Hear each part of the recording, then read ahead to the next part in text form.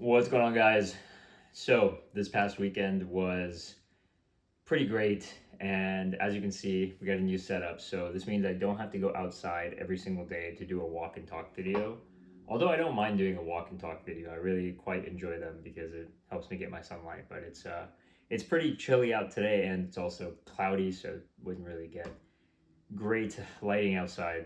But what we're talking about today is the past weekend. So, over the past weekend, I went camping, and if you guys are following on this channel, I've been helping out my Boy Scout troop for the past 10, 12 years, and we were supposed to go canoeing in Bradford, Texas, which is about 2 hours west of where we are in Dallas.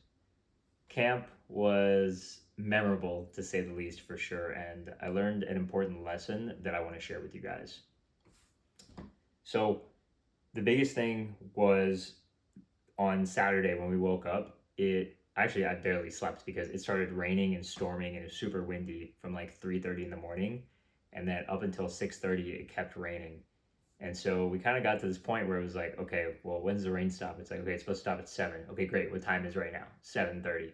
And this went on and on and on until like 10:30, 11 a.m. There's a point in time where scouts were coming up to me saying, Froster, can we leave? Can we go home? Can we call the bus? Like, are we going to call it a day? We're not going to canoe. And I was like, guys, we're going to wait it out.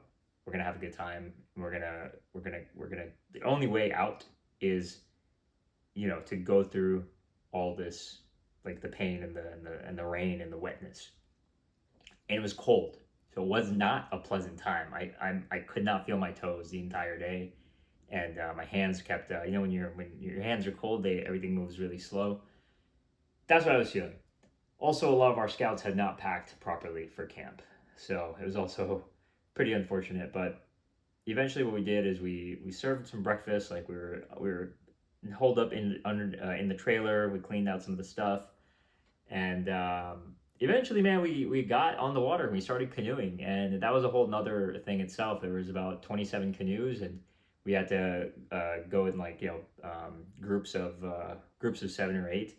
And my group, we went out pretty far. We stopped. The next group came. They stopped. The third group just never made it to us. So the second group went back, except they took one too many. So there was 13 people left for 7 canoes. Which, I don't know if you guys know this. You need at least 2 to a canoe. The person in the front is the motor, like the power, and the person in the back is the steer, like the directions. And so we had we had 13 people to 7 canoes. So that means either somebody rides a canoe solo, or we'd have to tow the canoe. And myself and another adult leader had to tow the canoe against the current all the way back for the remainder of the 5 mile trip that we had. So all that is just to establish the context and premise of this trip, okay, or this message. And that is kind of what I alluded to earlier. The only way out is through. My mentor, Deja Ru 22, shout out, has said this along with many other absolute gems in the past. And it's so true, man. The only way out is through. If you're ever going through something, if you're going through hell, the only way to get through it is to get through it. Like, the only way to get out of it is to get through it. And for us, it was, with all of the things against us, all of like the things that like we could have used as excuses to leave early and like call the trip, and like, everyone, it was like, oh man, these scouts aren't having a good experience. It's raining, it's wet. We don't have the food situation is weird. We're like, we don't have a few things in the trailer. We're like, all right, you know what? Let's tackle these problems one at a time. Okay, food.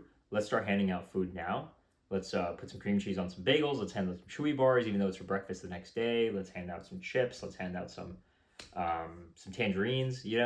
And because our stoves it was raining, so we couldn't even turn the stoves on, right? So we're like, all right, let's get rid of some of this dry food. And then later, when we're like, okay, we don't have a lighter because the trailer was not inspected to its best capabilities, we went on a little trip. We had one of our adult leaders go to Walmart, grab some lighters, grab some additional food for the next day, and then we cooked dinner. We made cobbler that night, and we didn't have like a few things to make cobbler, so we improvised. We used tin foil instead of Dutch oven liners, and we used like tent stakes to lift up the Dutch oven things, the caps, the lids, you know. So all in all, it was just a great.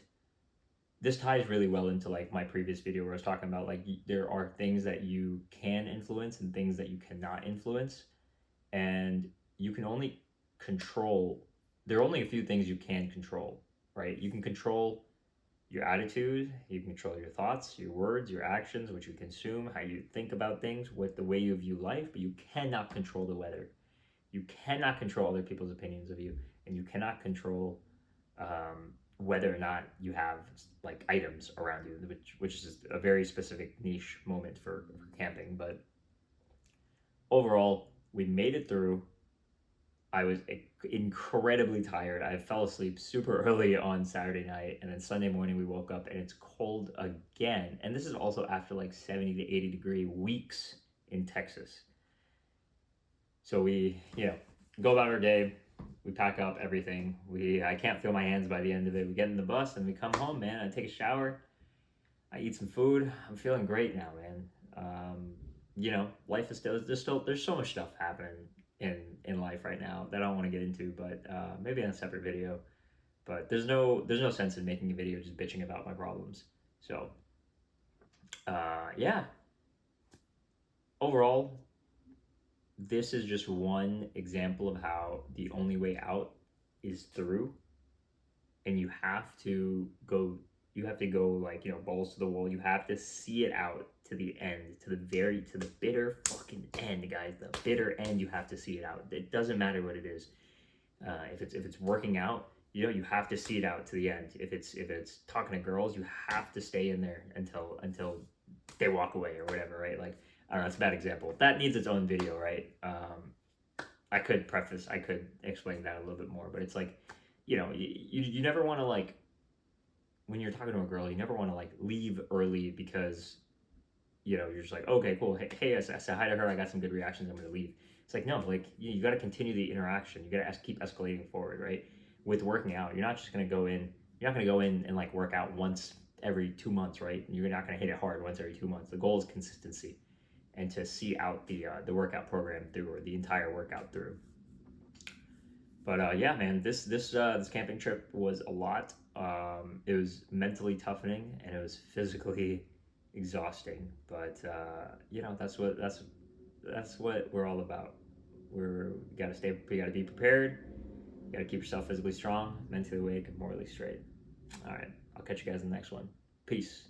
Oh, also, let me know what you think about this new setup, man. It's pretty crazy, right? I moved my cello in here. I got a backlight. I opened up my portable record player finally. I got the backlight on there. I don't know if you guys can see the painting up there. Shout out to Joseph Kim. But yeah, let me know what you think. I'll catch you guys later. Peace.